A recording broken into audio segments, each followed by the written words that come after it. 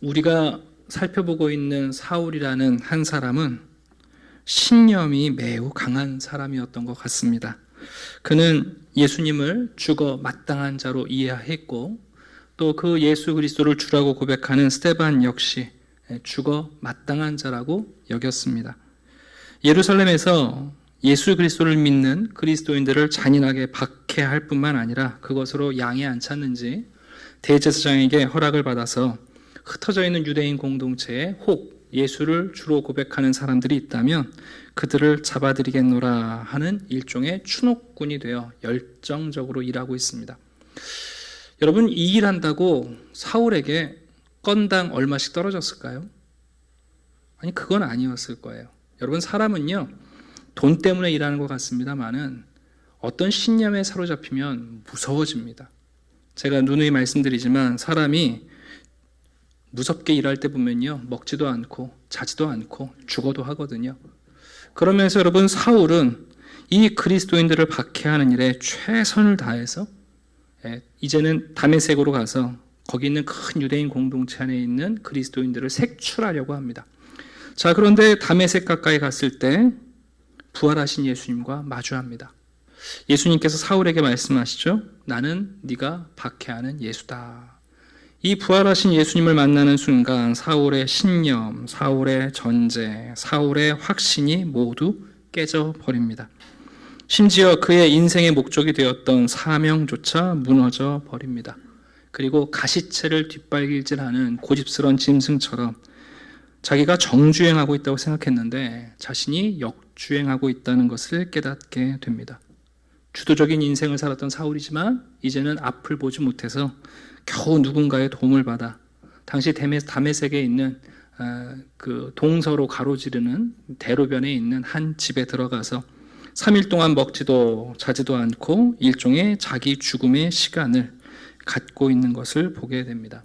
이제 오늘 우리가 읽은 본문은 이 사울을 하나님이 죽이시는 것이 아니라 다시 일으키시는 장면입니다. 우리가 본문을 읽다 보면 아나니아와 사울과 예수님의 목소리 가운데 의미 있는 대화를 듣게 됩니다. 아나니아가 이렇게 말을 하죠. 주여, 내가 여기 있나이다. 이 아나니아라는 제자는 어떤 제자였을까요? 또 그런가 하면 예수님께서 사울을 설명할 때에 그가 기도하는 중이다 라고 말씀하세요. 어떤 기도를 드리고 있었을까요? 또 예수님께서 사울을 향하여 택한 나의 그릇이다 라고 말씀하십니다.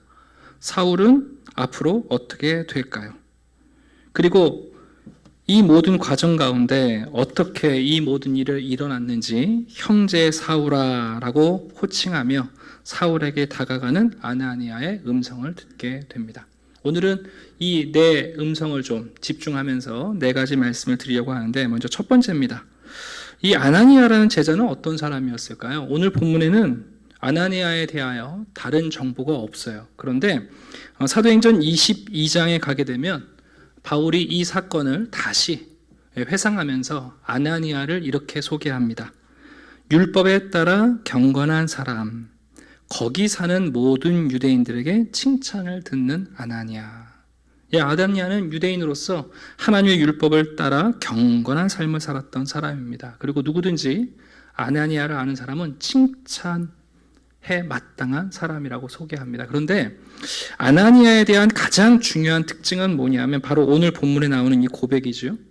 예수님께서 나타나셨을 때 아나니아가 뭐라고 말하냐면 주여, 내가 여기 있나이다 하고 고백을 해요. 조금 전에 사울은 부활하신 예수를 만났을 때 뭐라고 그랬냐면 당신이 누구십니까? 그랬거든요. 여러분, 이 차이가 얼마나 큰지 몰라요. 하나님께서 우리를 찾아오시고 예수님께서 우리에게 말씀하실 때 어떤 사람은 당신이 누굽니까? 하는 사람이 있고 아나니아처럼 주여, 내가 여기 있나이다 하고 답변하는 사람이 있습니다. 아나니아는 한마디로 말하면 그저 율법을 잘 지키는 유대인, 사람들에게 칭찬 듣는 사람이 아니라 예수님과 영적 교감의 수준이 있는 신앙을 했던 사람입니다. 아나니아는 기도와 계시에 있어서 예수님과 교제하는데 매우 익숙했던 사람입니다. 그래서 예수님께서 나타나셨을 때 아나니아는 의심하지 않고 누구냐고 묻지 않고 주여 내가 여기 있나이다 라고 즉시 응답하는 것을 보게 됩니다. 그분이 예수님이란 것을 알아보았고 또한 아나니아는 예수님이 어떤 말씀을 하시면 즉시 순종하는 사람인 것을 알게 됩니다. 오늘 본문에 우리나라 성경에는 일어나 이렇게 되어 있는데요. 원어의 의미는 그 일어나라는 말이 즉시라는 말이에요. 그러니까 지금 여러분 사울이 3일 동안 먹지도 않고 자지도 않고 기도하고 있잖아요. 그러니까 예수님께서 이 다메섹 성 안에 즉시 순종할 제자를 찾으시지 않았겠어요? 아나니아는 예수님이 말씀하시면 즉시 순종할 만한 사람이에요. 더군다나 사울을 찾아내서 그에게 안수하고 한 걸음 더 나아가 그 사울을 돌볼 수 있는 적합한 사람입니다.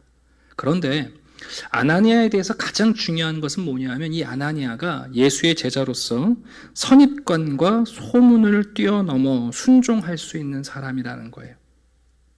여러분 사람들이 하나님이 거대한 명령을 하시면 순종할 수 있어요. 여러분들한테 어느 날 갑자기 오셔가지고 사업 내려놓고 저 필리핀에 가서 선교를 해라 그러면 물론 주저는 하시겠지만 순종할 수 있어요. 왜냐하면 선교라는 게 하나님의 명령이니까, 그죠? 잃어버린 영혼을 찾아가는 게 하나님의 뜻이니까. 그런데 우리의 선입관과 그리고 세상 사람들의 소문을 뛰어넘어서 순종하는 것은 여러분 결코 쉽지 않아요. 그래서 예수님이 사울에게로 가라 그럴 때 아나니아가 예수님께 이렇게 말하지 않습니까? 예수님, 그 사람 누군지 제가 아는데요. 제가 소문을 많이 들었습니다. 이것은 그냥 저의 주관적인 평가가 아니라 많은 사람들이 이구동성으로 말하기를 그가 예루살렘 교회에 큰 해를 가져왔고 거기서 멈추지 않고 대제사장의 권위를 가지고 이 다메섹에서도 주의 성도 예수 그리스도를 주로 고백하는 사람들에게 해악을 끼치려고 온 사람이라는 거 제가 아는데, 여러분 아나니아는 지금 요나처럼 불순종하려고 핑계를 대고 있는 게 아니에요. 예수님 말씀 들었는데 그 사람이 너무 적합하지 않은 사람인 것 같은데, 너무 어울리지 않는 사람인 것 같은데 하고 이 사울이 얼마나 하나님의 일꾼으로 적합하지 않은지 강조를 하고 있습니다. 자, 그럼에도 불구하고 여러분 이 아나니아는 예수님의 말씀에 순종하는 것을 보게 되죠. 예수님이 다시 한번 말씀하십니다. 가라. 그리고는 이렇게 얘기하세요. 그는 내가 택한 사람이다.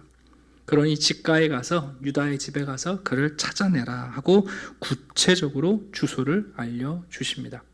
여러분 아나니아는 어떤 사람이었는가? 그는 예수 그리스도와 영적 교감을 하는 사람입니다. 아주 중요하죠. 성도들이 하나님의 질서, 목사 말 잘 듣고 교회 법 잘 따르고 세상 사람들에게 칭찬 듣는 거 중요해요. 우리 한샘교회가 주위에 있는 사람들한테 야 좋은 교회다 칭찬 듣는 거 중요합니다. 그러나 여러분 교회는 칭찬이 목적은 아니죠. 우리의 목표는 뭐냐면 아나니아처럼 예수 그리스도와 여러분 수준 있는 영적 교제를 이루기 위한 거 아닙니까? 네. 그저 우리가 법을 잘 지키고 칭찬 듣는 걸로 만족한다면 여러분 예수님께서 우리의 상식과 때로는 소문을 뛰어넘어 우리를 어디론가 보내실 때에 여러분 그 순종은 예수님과의 교제에 달려 있는 거예요. 그러니까 어떤 사람은 상식적인 일만 할 수 있는 사람이 있고 어떤 사람은 상식을 뛰어넘어 일하는 사람이 있습니다. 근데 그것은 객기가 아니라 예수 그리스도와의 깊은 영적 교제가 그로 하여금 남다른 순종을 하게 만듭니다. 아나니아는 예수님의 음성 앞에 주여 내가 여기 있나이다 할 수 있는 사람이었어요. 자, 이제 두 번째 목소리 한번 들어볼까요? 예수님께서 이렇게 말씀하시죠. 사울 그가 기도하는 중이다. 여러분 아나니아라고 해서 그냥 선입견을 떨쳐낼 수 있었겠습니까? 대체 무엇이 아나니아로 하여금 사울에게 갈 수 있게 만들었는가? 바로 이 한 줄입니다. 예수님께서 말씀하시는 거죠. 아나니아야, 사울이라는 사람이 어떤 사람인지 너도 알고 나도 안다. 그런데 그가 지금 뭐 하고 있냐 하면 기도하는 중이다 라고 말씀하세요. 네. 여러분 기도하는 중이다라는 뜻은 이런 뜻이에요. 기도하는 사람은 안전한 사람이에요. 백일 기도하시는 거 말고 통성 기도하시는 거 말고 기도 시간 오래 기도한다고 자랑하는 사람이 아니라 진짜 예수님의 이름으로 기도를 하고 예수님께 응답을 받는 기도의 사람들은 여러분 안전한 사람이에요. 왜 아나니아가 사울에게 갈 수 있었냐면 바로 요 하나 때문이에요. 아나니아 자신이 예수님과 기도하는 사람이었는데 예수님 말씀하시는 거죠. 아나니아야, 그 사울이 지금 기도하는 중이다. 그리고 그 기도가 진짜 기도라서 12절을 보게 되면 아나니아, 네가 자신에게 올 것을, 눈을 다시 뜨게 될 것을, 그가 기도하는 중에 나에게 응답을 받았다. 그가 기도하는 중이다. 여러분, 기도한다는 것은 바로 안전한 사람이라는 뜻이에요. 여러분들은 예수 그리스도를 처음 믿으셨을 때 여러분의 삶에 무엇이 가장 먼저 바뀌셨나요? 예수를 알고 제일 먼저 여러분의 삶에 나타난 변화가 뭐예요? 주일마다 교회 출석하시는 거? 그것도 중요한 일이죠. 또 주일마다 그냥 목숨 같은 헌금 준비해서 바치는 거? 그것도 여러분 중요한 변화예요. 또 어떤 분들은 예수 믿자마자 바로 봉사를 시작하시는 분들도 있어요. 찬양대에 앉으시고 은혜를 깨닫고 일부터 하시는 분들도 계세요. 그런데 여러분, 우리가 예수 그리스도를 만나면 가장 먼저 우리가 변화해야 되는 부분이 뭐냐면 바로 기도하는 사람이 되는 거예요. 예수를 만나기 전까지는 여러분 기도가 뭔지를 몰라요. 그러나 예수를 만나는 순간 여러분 기도하는 사람이 되는 거예요. 요한복음 16장입니다. 예수님이 이렇게 말씀하십니다. 지금까지는 너희가 내 이름으로 아무것도 구하지 아니하였으나 구하라. 그리하면 받으리니 너희 기쁨이 충만하리라. 여러분, 사울이 유대인이니까 기도했겠죠. 그러나 지금까지는 어떤 기도를 했냐면 랍비 같은 기도를 했을 것이고 바리새인 같은 기도를 해왔을 거예요. 근데 부활하신 예수님을 만나고 나서 사울은 이제 드디어 어떤 기도를 하냐 하면 자기를 만나주신 예수님의 이름으로 지금 기도를 하고 있는 거예요. 우리가 추측할 수 있겠죠. 아마 사울은 먼저 후회하는 기도를 했을 거예요. 내 지난 날을 생각하면서 뭐 하면서 살았나? 왜 내가 하나님을 몰랐을까? 내가 왜 예수님을 못 알아봤을까? 그 스데반은 설교를 들으면서 구구절절 분명히 구약에 있는 계시의 메시지였는데 왜 나는 그걸 못 들었을까? 얼마나 후회하는 기도를 했겠습니까? 또 그런가 하면 회개하는 기도를 했을 거예요. 내가 스데반을 죽일 때 내가 앞장섰구나. 얼마나 여러분 회개를 했겠습니까? 그러나 거기서 멈추지 않고 사울은 자신의 남은 인생을 인도해 달라고 예수의 이름으로 기도했을 거예요. 그 기도의 응답이 뭐냐면 바로 12절 아닙니까? 예수 이름으로 기도했을 때 예수님께서 보여주시는 거죠. 잠시 후 아나니아가 와서 사울에게 안수를 하고 눈이 다시 보는 눈으로 바뀔 것을 가르쳐 주신 거예요. 여러분, 이삭 폰 니니베라는 분이 계시는데 이분이 하신 글이 참 좋아서 제가 늘 간직하고 있는데 한번 읽어드릴게요. 자기 죄를 인식하는 사람은 죽은 이를 살린 사람보다 훨씬 더 위대한 사람입니다. 자기 죄를 인식한 사람은 죽은 사람을 살린 사람보다 훨씬 위대한 사람입니다. 1시간 동안 자신의 죄에 대해 울 수 있는 사람은 온 세상 사람들을 가르치는 사람보다 더 위대한 사람입니다. 자신의 약점을 아는 사람은 누군가에게 천사를 보여주는 사람보다 더 위대한 사람입니다. 여러분, 이 위대한 일이 바로 기도하는 시간에 벌어져요. 예수 이름으로 기도할 때 내 죄를 인식하게 되고 자신의 죄를 위하여 하나님께 울며 기도할 수 있고, 기도하는 동안에 우리가 인간에 지나지 않는 우리의 약점을 알게 돼요. 여러분, 예수 믿는 순간 우리의 회심해진 것 가운데 하나가 뭐냐면 이제 기도하는 사람이 된다는 거예요. 얼마나 중요한지 몰라요. 교회를 출석하고 빠지지 않고 봉사하는 것도 중요하고 헌금하는 것도 중요하고 다 중요한 일이에요. 그러나 우리가 예수님을 만나는 순간 우리 가운데 나타나는 가장 중요한 첫 번째 변화는 기도하는 사람이에요. 기도하는 사람이 된다는 것은 우리가 안전한 사람이 된다는 거예요. 혹시 여러분들이 누군가 동역을 하거나 동업을 하시거나 함께 일을 할 때 그가 기도하는 사람이라면 안심할 수 있잖아요. 그죠? 그 형식적인 기도하고 나불대는 기도하는 거 말고요. 정말 예수님 앞에서 기도하고 예수님과 영적 교감을 갖는 사람들은 안전한 사람들이에요. 그래서 아나니아가 사울에게 갈 수 있었던 거예요. 사울, 그가 기도하는 중이고 나를 통하여 응답받는 기도를 했고 내 이름으로 기도하여 그가 기쁨을 누릴 준비가 되어 있다. 여러분, 아나니아가 두려움 없이 사울에게 나아갑니다. 자, 15절 보시게 되면 예수님께서 사울에 대하여 아주 특별한 표현을 하시죠. 가라. 이 사람은 내가 내 이름을 위하여 선택했다. 내가 택한 나의 그릇이다. 여기 나오는 그릇이라는 단어는요, 아주 특별한 기능을 한다, 그런 의미예요. 여기서 나 택한 그릇이라는 건 아주 특별한 기능을 위해서, 특별한 목적을 위해서 선택하셨다는 거예요. 이 내용을 보면 예수님이 왜 사울을 택하셨는가 우리가 약간 힌트를 갖게 돼요. 사울은 일종의 상대 회사의 경력 직원이에요. 그렇지 않습니까, 여러분? 사울은 예수 주식회사가 아니라 마귀 주식회사의 경력 직원이에요. 근데 예수님께서 그를 특별 채용하시는 거예요. 용병으로. 뭐 하려고? 이방인에게도 복음을 전하고 임금에게도 복음을 전하고 이스라엘 자손들에게도 복음을 전하기 위해서 전천후 용병으로 택하셨다는 거예요.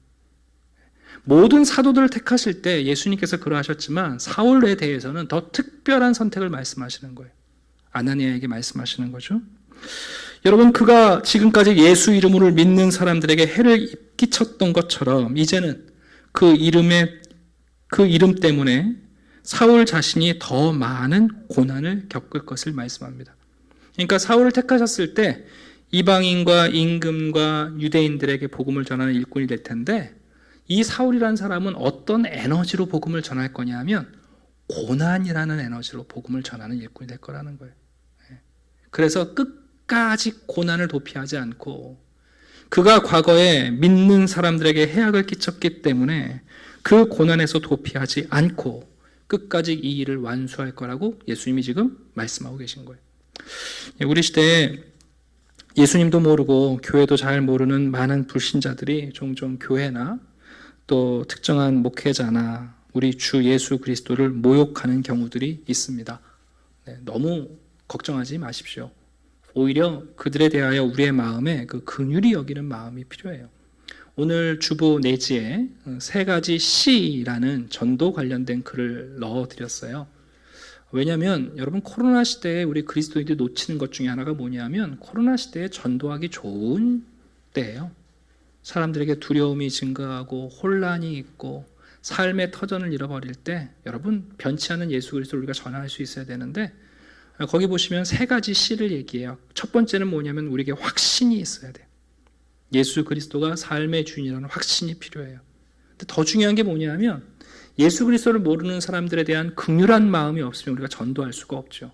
그래서 혹시 여러분 오늘 주보 안에 있는 내지의 글들을 쭉 읽어가시면서 또 한 주간 동안 기회가 되신다면 오히려 사울처럼 교회를 박해하고 또 기독교를 폄하하고 때로는 공격적인 사람들조차도 여러분, 그런 사람들을 하나님이 특별 채용하시면요, 자신의 과거가 있기 때문에 포기하지 않고 끝까지 충성하는 일꾼들이 될 수 있어요. 자, 이제 마지막 한 가지를 살펴봅시다. 아나니아가 드디어 직가에 가서 유다의 집에 들어가서 사울을 발견합니다. 자, 아나니아가 사울을 향하여 제일 먼저 무슨 말을 하나요? 형제 사울아, 이렇게 고백을 해요. 여러분, 이게 얼마나 귀한 고백인지 모르겠어요. 여러분, 아나니아가 사울에게 안수하기 전에 형제 사울아 라고 말해요. 이 형제라는 말이 여러분 얼마나 우리를 영적 공동체에 수용하는 표현이잖아요. 사도행전 26장을 보시게 되면, 사도행전 22장을 보시게 되면 나중에 사도 바울이 이 사건을 조금 더 구체적으로 말을 해요. 아나니아가 자기한테 안수할 때, 오늘 본문에는 없는데 이런 말을 하면서 안수했다는 거예요. 한번 들어보세요.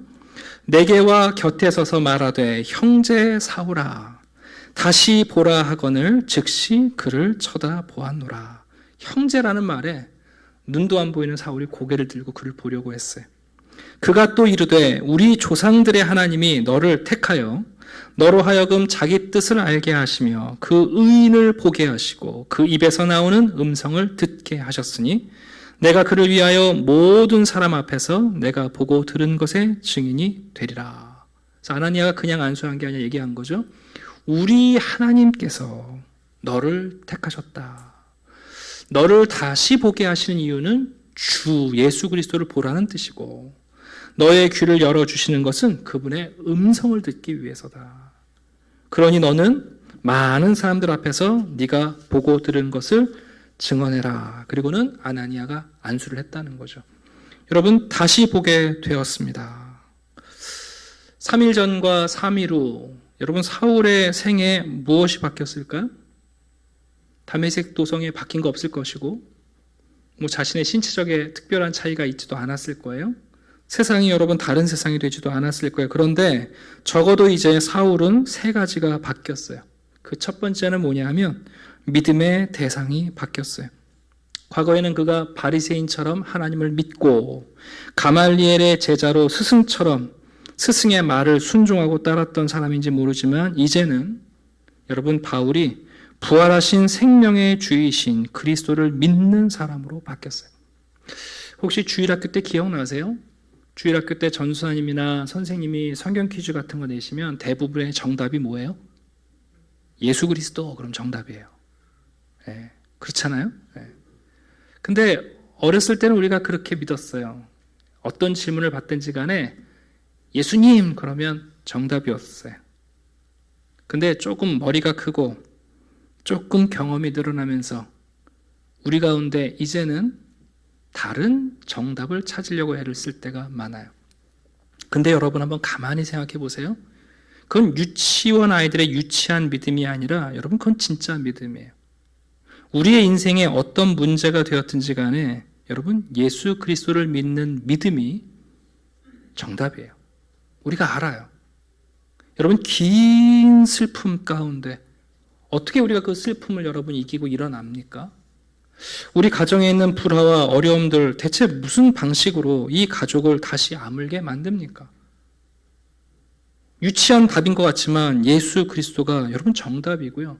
그 예수 그리스도를 믿는 믿음이 우리를 다시 일으켜 세웁니다. 여러분 사울 환경이 바뀐 거 아무것도 없습니다. 그러나 적어도 그의 믿음이 바뀌었습니다. 그는 더 이상 바리새인이 아니요 가말리엘의 제자가 아닙니다. 부활하신 예수, 생명의 주이신 예수 그리스도를 믿는 믿음의 사람이 되었습니다. 또 한 가지 바뀐 게 있어요. 바로 사랑의 대상이 바뀌었습니다. 지금까지는 율법을 지키는 사람들을 형제라고 생각했는데 이제는 아니에요. 예수 그리스도를 주로 고백하는 공동체야말로 자신의 가족이 되었고, 아나니아가 형제라고 불러준 것처럼 여러분 사랑의 대상이 바뀌어 버렸어요. 회심한 이후에 첫 번째 만나는 그리스도인이 얼마나 중요한지 몰라요. 여러분 내가 예수 그리스도를 처음 믿고 교회에 처음 나와서 우리의 신앙을 처음 두드릴 때에 그때 내가 처음 만난 나의 친구가 되어준 첫 번째 크리스찬이 얼마나 중요한지 몰라요. 그 한 사람으로 인하여 우리가 코이노니아로 시작해서 에클레시아까지 도달할 수 있거든요. 그때 처음 만난 나의 형제가 나의 시력을 되찾게 만들어주고 내가 세례받을 때까지 이끌어주고 그리고 나의 기력을 일으켜준단 말이에요. 어떤 면에서 여러분 사울을 위한 예수님의 첫 번째 선물이 누구였냐면 바로 아나니아였어요. 3일 전까지 여러분 기세등등해서 예수 믿는 사람 죽이려고 했던 사람 아니에요? 그런데 여러분 아나니아는 기꺼이 그에게 가서 형제 사울아 부르는 이 아나니아라 말로 여러분 사울에게 주시는 최고의 선물이죠. 오늘날 성도님들 가운데 가나안 성도라는 말도 있습니다만은 안타까운 게 부모 없는 자식도 아니고 이제는 형제 없는 고아처럼 지내려는 분들이 많아요. 그래서 교회 안에서 말은 하지 않지만 은연중에 이런 얘기 하거든요. 내한테 형제가 되려고 하지 말아라. 나도 당신한테 그렇게 되고 싶은 마음 별로 없다. 부모 없는 자식은 둘째치고 형제 없는 고아처럼 지내려는 분들이 많아요. 여러분 그러면 안 돼요. 저는 누누이 말하지만 여러분 하나님을 믿고 살아가시다 보면 사람이 귀해져요. 예수 믿고 여러분 살아가시는 나이 먹을수록 인간 염증나 이런 사람들 여러분 그거 신앙 없는 사람들입니다. 여러분, 하나님을 사랑하고 하나님의 뜻을 쫓아가다 보면 사람이 얼마나 귀한지 알게 돼요. 하나님이 우리에게 주시는 선물 가운데 최고의 선물이 뭐냐면 바로 사람이에요, 여러분. 네. 하나님의 형상으로 지음받은 사람이야말로 우리의 형상을 다시 재발견하게 만들고 우리를 하나님께 가까이 가도록 이끌어 줍니다. 오늘 아나니아가 사울에게 형제 사울아, 여러분, 이 고백이 사울로 하여금 소망과 자신을 새로운 공동체에 입양되는 확신을 불러일으킨 거죠. 마지막 한 가지는 뭐냐면 두말할 것 없습니다. 사명이 바뀌었습니다. 갈라디아서 1장을 보면 바울은 이렇게 고백합니다. 이제 사울과 바울은 예수 믿고 나서 이름을 바꾼 게 아니고요. 당시 사람들은 이름이 세 개였어요. 유대식 이름이 있고, 그 다음에 로마 시민권자이기 때문에 로마식 이름이 있는데, 유대식 이름의 사울은 초대 왕이었던 사울 이름을 붙인 것이고요. 바울이라는 것은 사울의 집안의 가문 이름이에요. 그래서 나중에 이방인들을 선교할 때는 그 사울이 자신의 호칭을 로마식으로 바울로 부르고 있는 거죠. 자, 갈라디아서 1장 1절에서 이렇게 말합니다. 사람들에게서 난 것도 아니요 사람으로 말미암은 것도 아니요 오직 예수 그리스도와 그를 죽은 자 가운데서 살리신 하나님 아버지로 말미암아 사도된 바울은. 여러분, 아나니아가 와서 아나니아가 안수했어요. 아나니아의 목소리로 하나님의 소명을 들었어요. 그런데 바울은 뭐라고 말하냐면 나를 부르신 분은 바로 예수 그리스도 그리고 하나님 아버지로 말미암아 내가 사도되었다라고 선포합니다. 여기 계신 분들 가운데도 이미 중직자로 교회 안에서 다양한 직분을 받으신 분들이 있어요. 교인들이 표 많이 줘서 목사님이 안수해서 내가 장로, 권사, 안수집사 됐다. 그렇게 생각하시면 아직 한참 뭘 모르는 거예요. 여러분, 아나니아가 안수한 것 같고 아나니아가 소명을 불러일으키지만 바울이 뭐라고 그런다고요? 주 예수 그리스도 하나님으로 말미암아 사도된 바울. 여러분, 이게 사명이에요. 사람이 우리에게 그런 사명을 불러일으키지 않습니다. 사람이 안수할지 모르지만 여러분, 그러나 우리에게 사명을 주시는 분은 하나님이십니다. 우리 시대 가운데 이 사명감이 너무 약해져 있는데요. 여러분, 한번 가만히 생각해 보세요. 내가 직분을 받은 거, 그거 그냥 내가 원하고 누가 한번 체면치레하라고 그렇게 세워준 거 아닙니다. 부활하신 예수 그리스도께서, 그리고 예수 그리스도를 죽음 가운데서 일으키신 하나님께서 사울에게 이 사명을 주신 것처럼 우리에게 주신 거예요. 그래서 생명 같은 사명인 거예요. 말씀을 정리하려고 합니다. 부활하신 예수님을 만난 사울의 첫 번째 변화는 기도였습니다. 기도하는 사람이 된다는 것은 안전한 사람이 된다는 뜻이에요. 여러분이 기도하는 안전한 사람이 될 때 놀랍게 많은 사람들이 여러분에게 곁을 주기 시작할 거예요. 우리가 누구와 함께 할 것인가, 우리의 눈을 열어 예수 그리스도와 교제하는 사람들을 발견할 때, 또 우리와 가까이 머물면서 우리에게 안도감을 주는 사람들은 언제나 기도하는 사람들이에요. 여러분, 인간이 관계를 맺을 때요, 친밀해질 때 경계심과 적대적 마음이 있으면 절대 안 친해져요. 상대방에 대한 안전한 마음이 있을 때 조금씩 더 가까이 다가가는 거거든요. 근데 이제 친한 줄 알았는데 어느 날 갑자기 버럭 화를 내면 우리가 긴장하잖아요. 여러분, 영적으로 기도하는 사람이라는 것, 그가 안전한 사람이라는 뜻이에요. 그래서 아나니아가 기꺼이 사울을 찾아갈 수 있는 거예요. 자, 두 번째 기억하십시오. 바울은 예수를 믿고 새로운 형제를 얻었습니다. 하나님이 우리에게 주신 놀라운 선물입니다. 누군가가 나에게 형제여. 우리가 누군가에게 형제라고 영적 감흥, 교통을 느끼는 것은 그 사람과 내 안에 동일한 사명이 있다는 뜻입니다. 우리가 가진 사명은 부활하신 주님께서, 살아계신 주님께서, 그리고 지금 하늘 보좌에 앉아 세상을 다스리시는 우리 주님께서 우리에게 맡기신 사명입니다. 여러분, 이 믿음과 이 사명이 오늘 사울을 죽음의 자리에서 다시 일으키고 있습니다. 혹 여러분들 가운데 사울처럼 어려운 자리에 있는 분들이라면 첫 번째, 진짜 기도하는 사람이 되셔서 여러분의 고난의 때가 기도하는 중이 되게 하시고, 여러분의 슬픔의 때도 기도하는 중이 되게 하시고, 여러분의 문제 많은 혼란스러운 그 시간도 기도하는 시간으로 바꿔내시면 하나님께서 귀한 형제들을 보내주실 겁니다. 그리고 다시 한번 부탁드립니다. 우리 시대에 우리에게 맡겨주신 부활하신 주님이 내게 맡기신 그 사명을 여러분 다시 한번 일으키시고 그 사명의 메인분들이 되기를 주님의 이름으로 축원합니다. 기도하겠습니다. 아버지 하나님 감사합니다. 예수 그리스도를 알게 하셨습니다.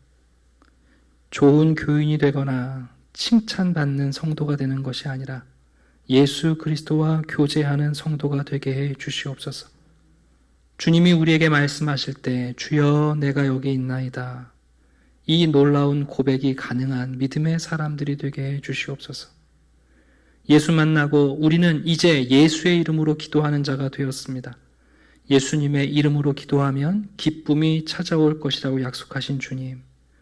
혹 우리가 어떤 상황과 어떤 형편에 있을지라도 우리는 기도하는 중에 있는 사람들이 되게 하시고 그 기도가 그치지 않게 그 영적 호흡을 멈추지 않도록 도와주시옵소서.